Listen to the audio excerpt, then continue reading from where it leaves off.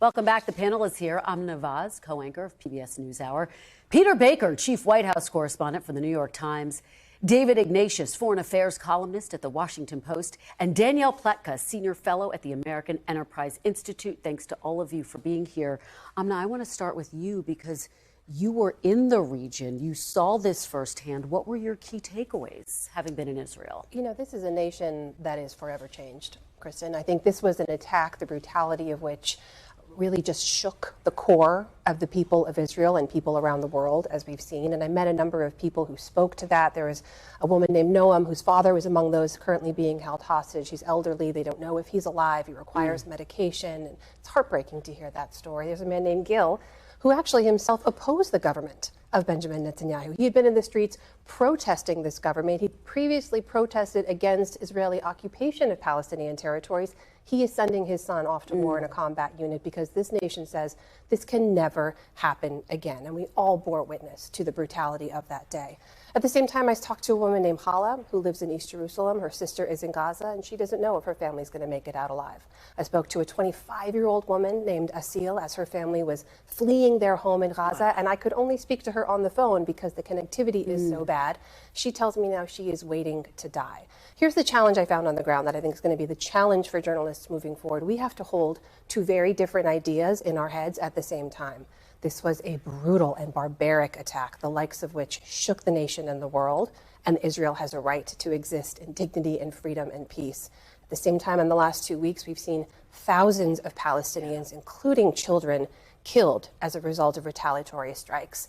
And how do we report on that moving forward with empathy and skepticism? That is the challenge as reporters and as a global community. And Peter, you were on Air Force One when President Biden traveled to Israel. And that's exactly what Amna is saying, the fine line and the challenge for President Biden, who publicly speaking is saying, we stand shoulder to shoulder with you, but privately his message is different, more complicated. Yeah, he went to Israel to give a hug to the Israeli people, to basically say, I'm here with you. This is, of course, one of President Biden's longtime strengths, is empathy and sympathy in moments like this, to share a sense of loss. I was in the room with him when he met some of the people who, as Amna talked about, had great loss or had been defiant in the face of an enormous threat. And he had tears on his face. He had, the people, he was hugging each of them one at a time. But he does have another message, and it is a message meant out of friendship, as they say, but one of caution, saying we made mistakes after 9/11. Yeah. We felt that all-consuming rage that you feel now, and they have in some ways 15 9/11s if you do the math on their population versus the losses that they've suffered.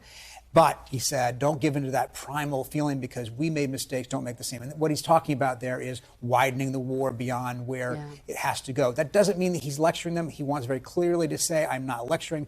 But in the private meetings, he asked pointed questions in a way that made clear his views and his feelings about how they should go forward. David, you've been talking to IDF officials, or Israeli officials, I should say. What are your thoughts? So the first thing I hear after expressions of the trauma that the country is going through underlines what Peter said. Israelis are genuinely grateful for President Biden's support, this combination of embracing Israel at a time when it really needs it, and also being honest and direct about the dangers of overreaching.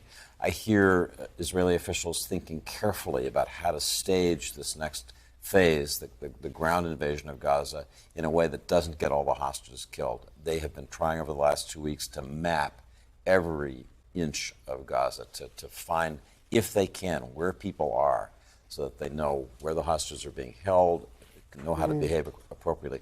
I hear people talking in great detail about how to avoid a two-front war. Every day there's been some kind of action over the Lebanese border.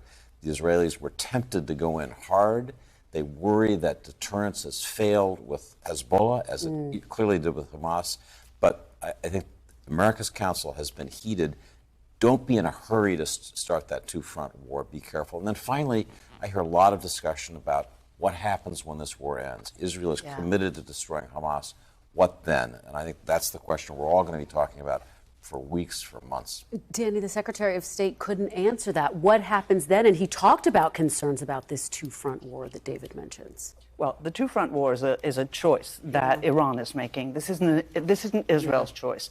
Right now, what we're seeing is the Iranians are allowing or asking their proxies, Hezbollah and others, to harass to have a sort of a low-grade harassment campaign across the Syrian border, across the Lebanese border, against American troops in Iraq. We've seen 2 or 3 separate attacks. Those are coming on Iranian orders for sure. So it's unclear whether the Iranians really want to make this a two-front war. Certainly for the Israelis, it's absolutely right. They don't want that. They want to be able to focus on Hamas. I think the one problem that we see is that as you see these calls for the bear hug, as you described it, right, which is, we love you, stay here. Mm-hmm. And the problem with that is the Israelis have pursued that policy of restraint over the last 15 years, 16 years with Hamas. They called it mowing the lawn, right? We get down the people who we need to deal with. We push away the people we need to push away. They can't do that anymore. And they're going to finish this no matter what. All right. Great conversation. Thank you all so much for being here. Thanks for watching. Stay updated about breaking news and top stories on the NBC News app or follow us on social media.